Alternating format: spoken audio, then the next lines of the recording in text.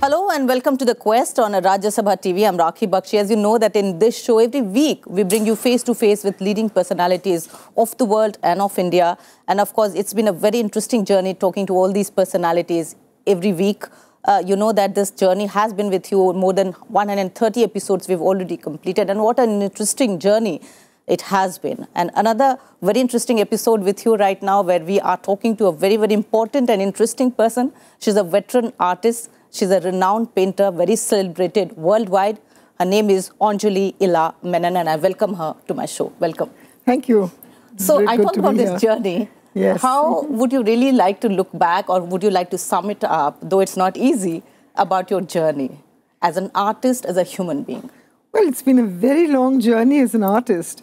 I've been now painting for 59 years. Look at that. Yes, that's a long, long time. That's a very, very long time. And a lot happens, but actually one keeps painting every day. It's more or less the same as it always was. So in one's own daily life, nothing much changes.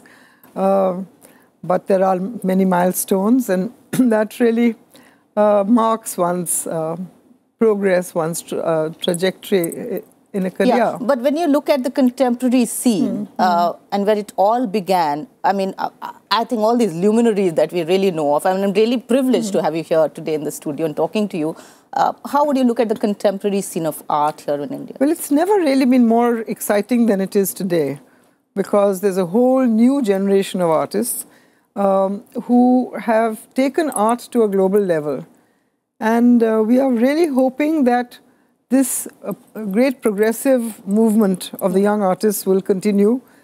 They have been shown in all the great festivals of the world now, not just India, and not just restricted to our own Biennale and Triennale. Yeah. There's the Kochi Biennale, which has made great strides in bringing art, Indian art, to the notice of the world. Very interesting. Since you mentioned Kochi, art festival, would you really feel very happy, because we've been talking about Indian art not really getting the right spaces internationally? Yeah. When we talk about biennial and triennial. You know? Yeah, it's true, because when we have talked about Indian art going global, I think we were a little bit mistaken in the beginning, because what it really meant was that NRIs abroad were supporting Indian art. So then there was a period of boom when the prices went up and everyone was talking about Indian art.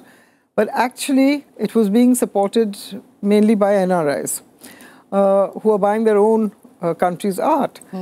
But if we are going to find our way into the museums of the world and into the important fora, like the biennales, like the Venice Biennale, and that is beginning to happen in a big way, which is very, very encouraging. What we are having a few doubts about now, in fact, the artist community, I have to tell you, very frankly, I mean, it's a time to be frank, though we are in a period of great energy in this country today, we are a little worried, because over the last few months, 8 cultural institutions have been robbed of their autonomy and taken over by the government. We don't know what the fate of these institutions is going to be, including the very important Lalit Kala Academy. Now, it's true that Lalit Kala Academy had its glitches, it had its That's what I was referring to, because when one reads the complete story, one also, of course, since there's nobody to defend that other side, I would have to talk about that also, is that one feels that these institutions should also be run in a very transparent manner. Well, Lalit Kala has had problems for a long, long time. And it was very correct that the problems should be addressed. Reform was needed. There was a great Haxa Committee report many years ago, which was never implemented. So it had declined from an important institution under people like Karl Khandalawala into into an institution of total mediocrity. So the really well-performing artists abandoned the Lalit Kala. And so it's good that it's been taken over, in a way, to cure it of its ills. Taking away the autonomy, as has been done with the other cultural institutions. I think of the Crafts Museum. What a wonderful museum it was. We don't know, as artists, only FTTI has rebelled or voiced their concerns. The rest of the artist community is alarmed, but we have not said anything publicly. So there is a voice, you're clearly saying, which is not really being heard or being heard. It is not being heard because we are baffled. We are waiting to see what's going to happen. The very wonderful director of the National Museum was suddenly removed and he's been sent to Sports Ministry for no particular rhyme or reason. He was doing a great job.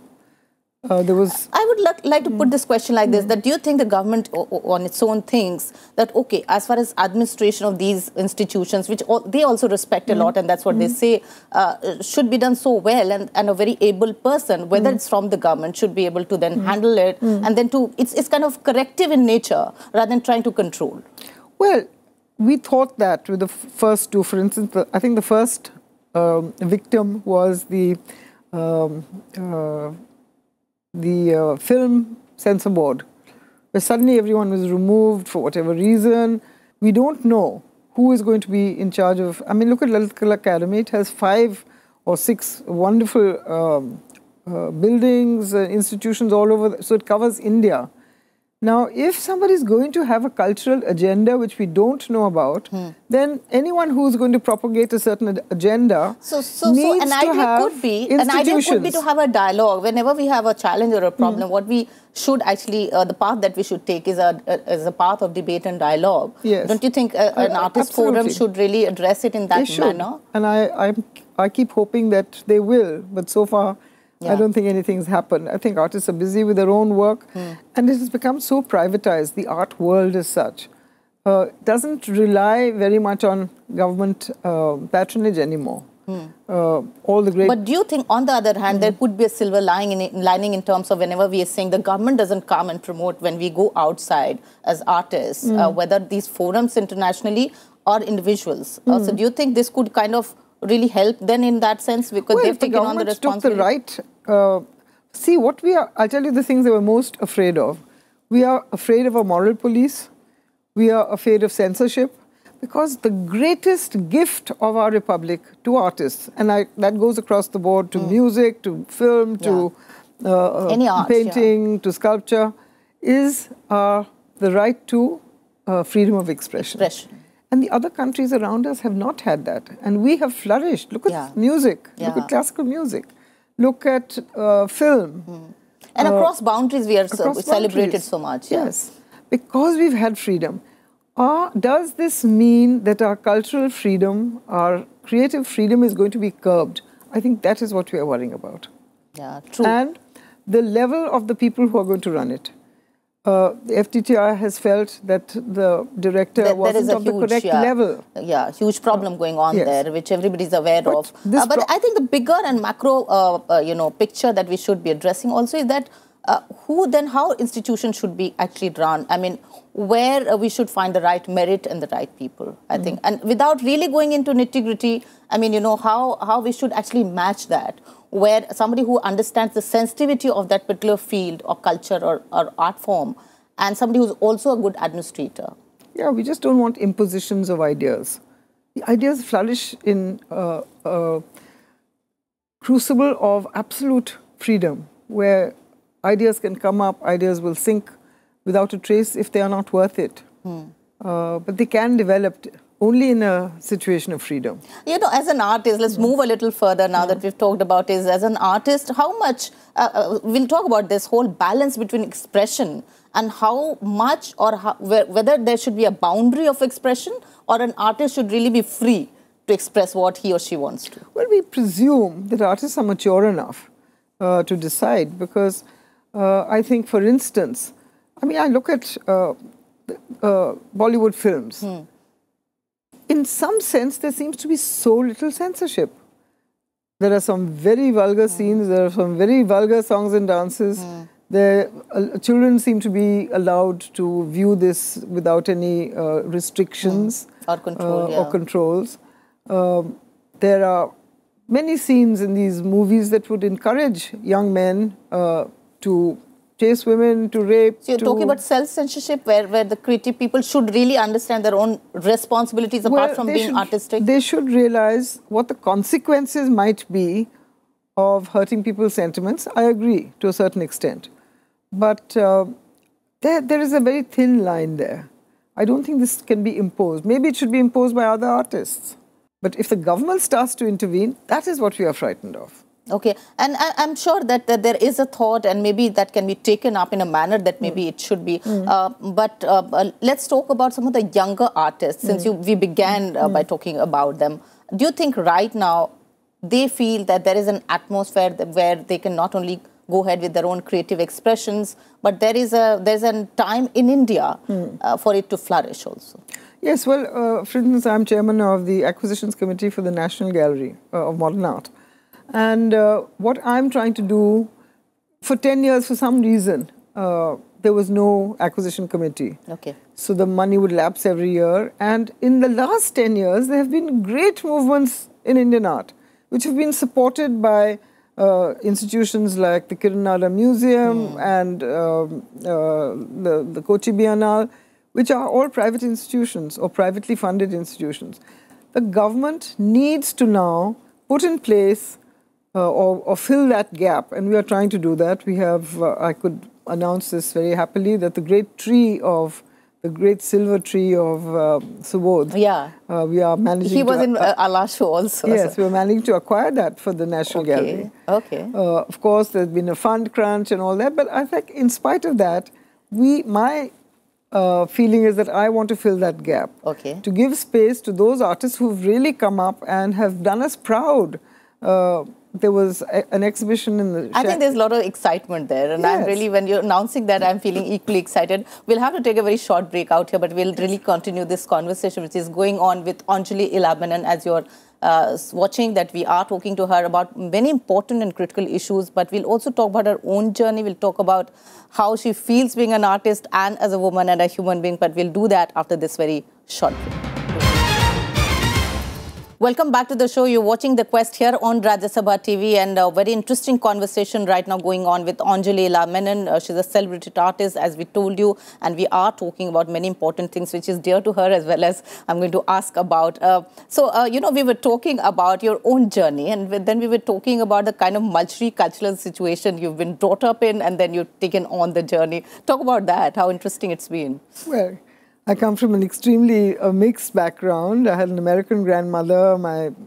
One side of my family was Bengali. My daughters-in-law are Punjabi, one Sikh and one Hindu. My cousins are all Muslims. My sisters are married, one to a Christian, and one to a Catholic, and one to a Protestant.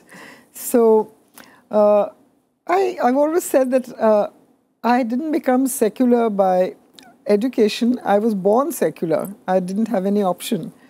And but I all do these things feel influenced you by, I mean, when you talk about your art or the art that you really passionately got involved in, have these influences touched you, or has it been kind of... I think art is very much, and one's creative journey is very much a part of one's life itself. And having been born in an army family, we moved around the whole of India. Then I married a naval officer, and we moved. I changed house 30 times. Really? But we've lived in other countries. We've had time in Russia, and Germany, and England. My husband was a submariner. Yeah, we've known Raja Menon. I mean, somebody who we see around also. How has it been living by the sea? Well, you know, in fact, I did a whole series of paintings called Stories of the Sea after he retired, because I didn't realize how much. I mean, he was missing the sea, but I was also missing the sea. Okay. And that whole exhibition went on in Hong Kong, Stories of the Sea. And I think it was one of my better shows, because it was full of the longing of the horizon. The horizon meant a lot in these paintings. That when you were looking at the vastness of the sea, is something that only naval officers or their families can comprehend. Yeah. And that becomes very important when we talk of patrolling. I mean, when they have talked, and my husband has talked many times, of patrolling of the seas, it's impossible, really. You rely on radar and all those sort of things. But the vastness of the ocean is something that is so powerful that it has to influence anyone who lives there. But thank God we've been watching good art because of maybe all that also, among many art that you've... But what I'm very interested in doing now, after years of painting in different places and 50, I think nearly 50 exhibitions. Really? Retrospectives, awards, all that. Yeah, you're a Padam Shri, and that's why you were recognized for your At this time, I like to do works now for public spaces. So the most important thing that I'm doing now is a collaborative exhibition, not an exhibition, a collaborative project for the new Bombay airport. Okay. And this consists of very huge panels where I collaborated with a wonderful Australian photographer called Robin Beach. And so sad, before we were even able to hang up the finished project, she passed away recently. So that project will really be a tribute to Robin. Really?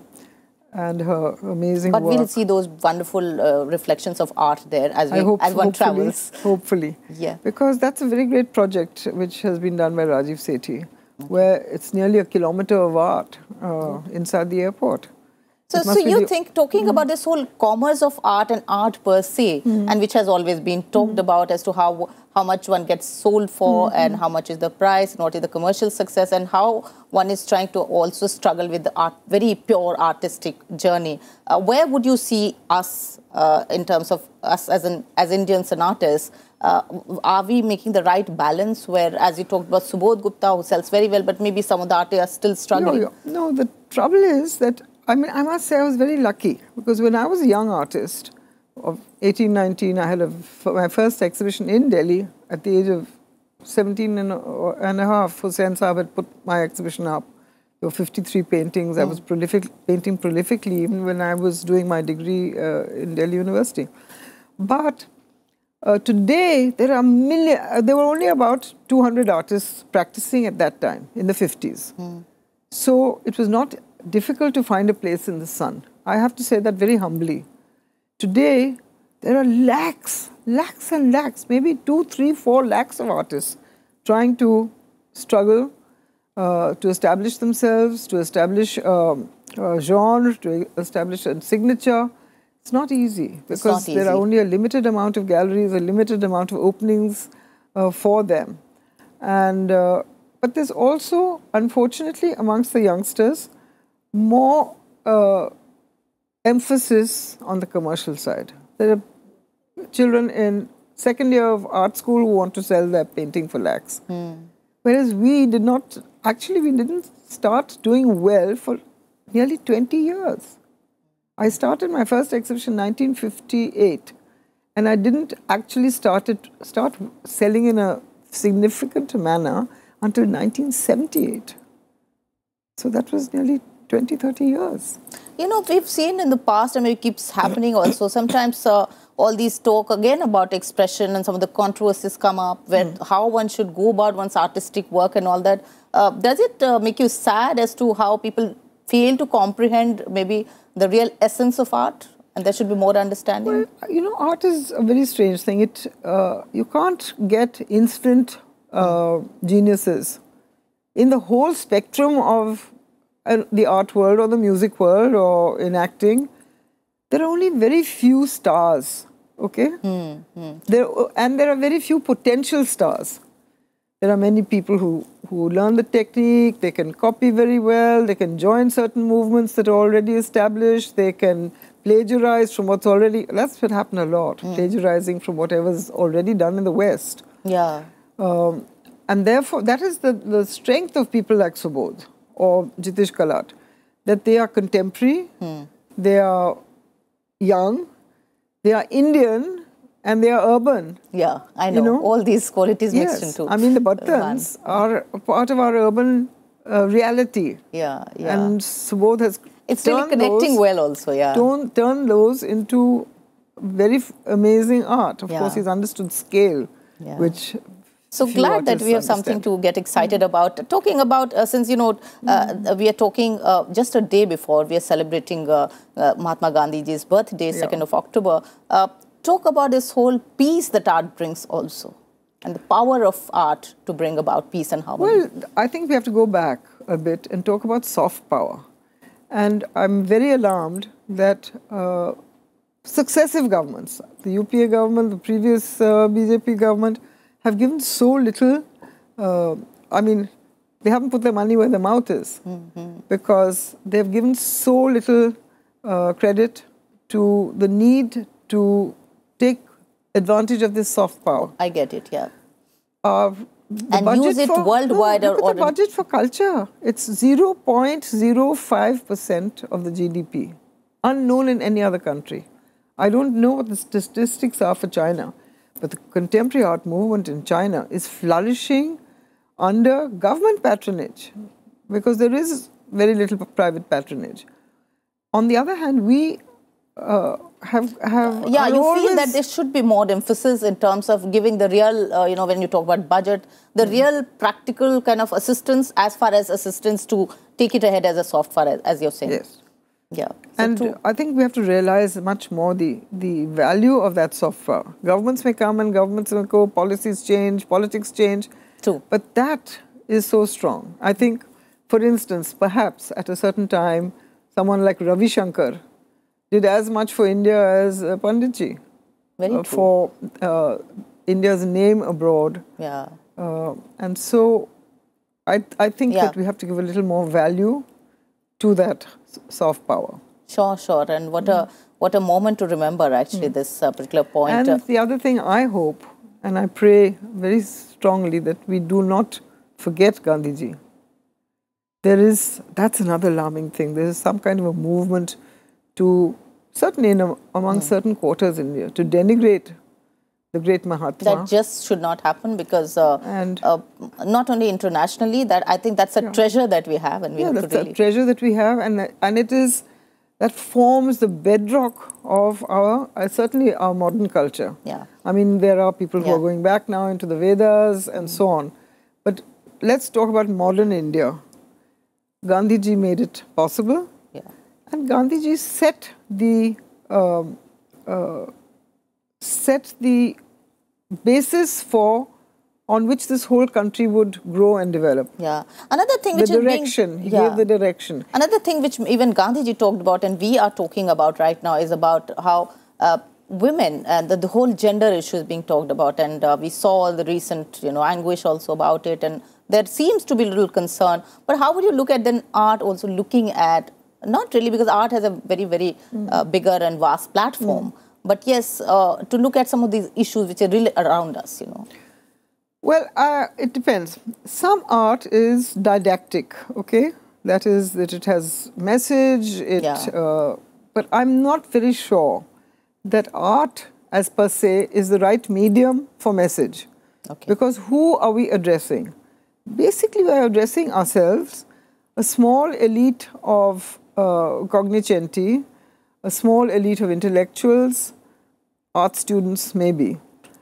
The people we really need to address for all these messages, whether it's the message of Swachh Bharat or whether it's the message of caste or gender, I think television and your media is the right medium to spread that kind of and you should be responsibly handling it to take it ahead. Yeah, I think you all could do more to spread the right messages. Yeah. And talking again about Swachh Bharat, I have a different take on it. I have, in fact, I wrote a letter to the finance minister, which he has not replied to say that when I've been trying to fight the battle of the filth that is around Humayun's tomb, because it's a World Heritage Site. The tourists are coming there in their buses and photographing the filth, the fact that the whole pavements are littered with drug addicts. Surely it should be a matter of concern, There's a whole basti come up inside a kabristan there. And I have been writing letters to the Lieutenant Government for the last 3 years. Nothing has happened. It's worse and worse. And when I have been trying to do this campaign, I've realized that most of the heaps of garbage are plastic. Okay. Mostly full of plastics. It's the plastics that are clogging our rivers. And the reason... And that's the most harmful. And I've researched that and found that, say, the sabzi wala gives you 7 plastic bags in one shopping expedition, because that plastic bag only cost him 7 paisa. So I'd asked the finance minister, I said, why don't you tax plastic at source? Yeah. so that it doesn't become free. Yeah, so the bigger point actually you're making is that especially when it comes to our heritage and culture, we have to be very careful. And what you're saying, of course, should draw a lot of concern and attention. But as we're now wrapping up, and I'm sure that, with you, maybe we'll have to talk again, maybe in another edition of about many issues. What's your quest like, Anjolie Ela Menon? My quest? Yeah. Well, I do have a very deep quest for a cleaner and more beautiful India. And that's not just about art, it's about everything. It's about our sense of aesthetics, generally. We had a great sense of aesthetics in our past culture. Where has it gone? We have to try and reinforce our sense of aesthetics. Okay. And as an artist, how happy you feel? I mean, is there any particular work that you really like the most, or anything that has really made you very excited and happy? Well, I think my public projects, the work in the Calcutta Metro, the work at the New Delhi airport, the work in places like hotels and stations, where many people see it. I suppose that's part of vanity of an artist. You want to not disappear into some rich person's house on his wall, but you'd rather be in a place where thousands of people see your work. No, and we'll be watching much more of you, Anjolie Ela Menon, and we wish you all the very best. It's been a real pleasure talking to you here on Rajya Sabha TV. And that was, as you saw, Anjolie Ela Menon. I think it really would take a longer time to, sum up or wrap up all her life, her work. But about it, that we have to wrap it up all here. Thank you so much for watching this particular edition of The Quest on Rajya Sabha TV. Namaskar and bye-bye.